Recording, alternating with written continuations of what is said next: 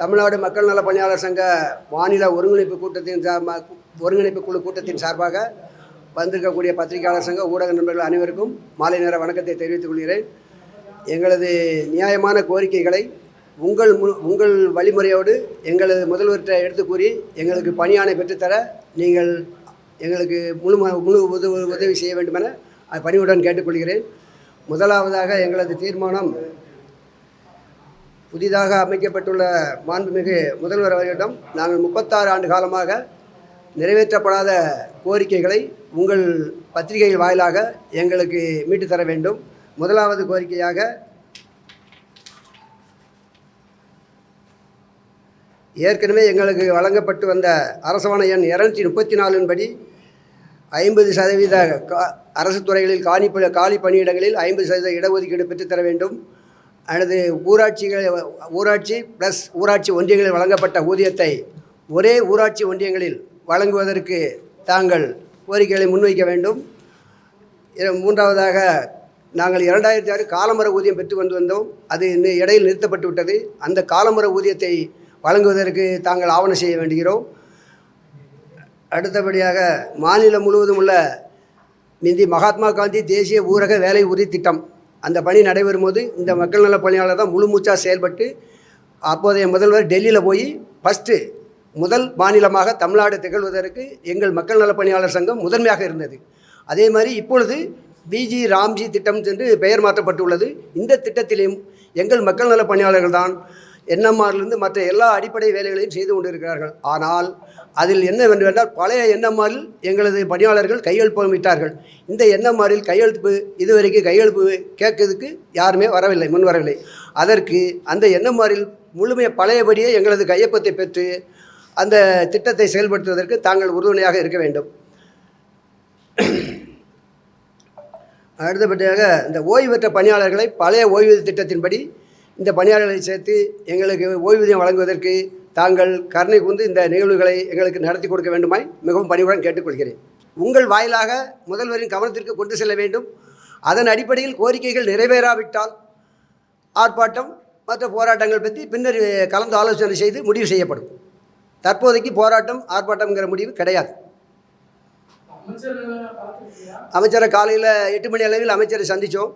எங்களுடைய கோரிக்கைகள் நீங்கள் வெள்ளிக்கிழமை வாங்க, துறை செயலாளரிடம் உங்களுடைய கருத்துக்களை கூறி என்னால் என்ன செய்ய முடியுமோ உடனடியாக செய்து தர தயாராக இருக்கிறேன், வெள்ளிக்கிழமை வாங்க என்று சொல்லியிருக்காங்க. தொடர்ச்சியாக பல்வேறு கட்ட போராட்டங்கள், ஆர்ப்பாட்டம், உண்ணாவிரதம், அல்லது மறியல் எல்லாமே பண்ணி பார்த்தாச்சு. எங்களுடைய கோரிக்கைகள் செவிசாய்க்கப்படவில்லை. அதனால் எங்களால் முடிஞ்ச அளவு போராடி பார்த்தோம். முதல்வரிடமும் பேசுவதற்கு எங்களுக்கு இடஒதுக்கீடாக டைம் கொடுக்கல. போராட்டத்தை முடியாமல் போகும்போது எங்களை பல்வேறாக பிரித்து கேஸ் போட்டு சைதாப்பேட்டை நீதிமன்றத்தில் இன்னமும் வழக்கு நடந்து கொண்டிருக்கிறது எங்கள் பணியாளர் மீது. அப்போ 3 மாதத்துக்கு ஒருக்க நாங்கள் வாய்தாக்கு வந்து சென்று தான் இருக்கிறோம். இப்போதைக்கு அந்த ஆட்சி மாறினாலும் எங்களுடைய காட்சிகள் மாறாமல் எங்களுடைய பணியாளர் நலன் இன்றைக்கு வரைக்கும் சிறப்பாக செயல்படுத்த முடியவில்லை.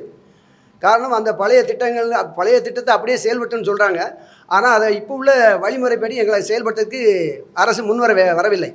ஆகவே தங்களது ஊடகங்கள் வாயிலாக அதை முன்னிறுத்தி கொண்டு வர வேண்டும். நாங்கள் சந்திச்சிருக்கோம். துறை மந்திரி 2 நாளில் எங்கள் பணியாளர் வர சொல்லியிருக்காங்க. அவங்க கலந்து ஆலோசித்து, துறை செயலாளர் கலந்து ஆலோசித்து ஒரு நல்லது செஞ்சிருவாருங்கிற ஒரு உத்தரவாதத்தை கொடுத்துருக்காரு. கண்டிப்பாக நல்லது செய்வார். இந்த அரசு மேலே நாங்கள் நம்பிக்கை வச்சுருக்கோம்.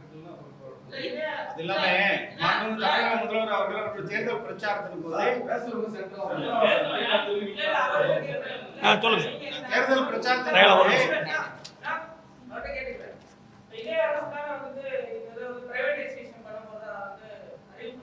பிரைவேட்டைசேஷன் பண்ணுறது அது துறையினுடைய சார்ந்து கவர்மெண்ட்டை சார்ந்தனுடைய பாலிசி மேட்டர். எங்களுது 37 ஆண்டு கால இந்த மண்ணினுடைய மைந்தர்களும் எங்களுடைய உரிமை போராட்ட பிரச்சனை. இது 2 திராவிட கட்சிகளால் பாதிக்கப்பட்ட பணியாளர்களுடைய அவல நிலை. இந்த அரசு எங்களுக்கு ஒரு தீர்வு கொடுத்துரும். எங்களை பொறுத்து தேர்தல் அறிக்கையில் இவர் பேசியிருக்காரு. திருச்சியிலையும் பெரம்பலூர்லையும் பேசியிருக்காரு. தற்சமய முதல்வர் அவர்கள் எங்கள் அந்த மக்கள் நல பணியாளர் பிரச்சனை பொறுத்து திருச்சியிலையும் பெரம்பலூர் மாவட்டத்திலையும் பேசியிருக்காரு. அதனால் இந்த அரசு மேலே எங்களுக்கு முழு நம்பிக்கை உண்டு. அதே மாதிரி இந்த அரசாணை 234ங்கிறது பார்த்திங்கன்னா 2286 பணியாளர்கள் பல்வேறு துறையில் எங்கள் துறையில் பணி புரிஞ்சு ஓய்வு பெற்றிருக்காங்க. முழு பலன் அடைஞ்சிருக்காங்க. எங்களுக்கு கொடுத்ததை எங்களுக்கு திரும்ப கொடுங்க அப்படின்னு தான் நாங்கள் இந்த அரசுக்கிட்ட கேட்குறோம். இந்த அரசு மேலே நம்பிக்கை உண்டு. கண்டிப்பாக கொடுப்பாங்கன்னு நாங்கள் நம்புகிறோம். போதும் தேர்தல் அவருடைய வாக்குறுதியின்படியே மக்கள் நல பணியாளருக்கு ஏன் நீங்கள் இது வரைக்கும் பணி நிரந்தரம் செய்யலைன்னு சொல்லியிருக்காரு. நாங்கள் ஆட்சிக்கு வந்தால் இந்த பணியாளருக்கு நாங்கள் கைவிட மாட்டோம்னு உறுதி கொடுத்துருக்காரு. அது இல்லாமல் இந்த 5 வருடங்களாக மேலாக தொகுப்பூதியம் மதிப்பூதியத்தில் பணி செய்கிறவர்களை வந்து நாங்கள் நிரந்தரப்படுத்துவோம் அப்படின்னு தேர்தல் வாக்குறுதி கொடுத்துருக்காரு. அதனால் இப்போது இருக்கிற தமிழக முதல்வர் அவர்களை நாங்கள் இந்த எங்கள் சங்கத்தின் சார்பாக வலியுறுத்துகிறோம். அது இல்லாமல் நாங்கள் அவரை முழுமையாக நம்புகிறோம். இந்த பணியாளருக்கு இதில் வந்து 50% பெண் பணியாளர்கள் இருக்காங்க.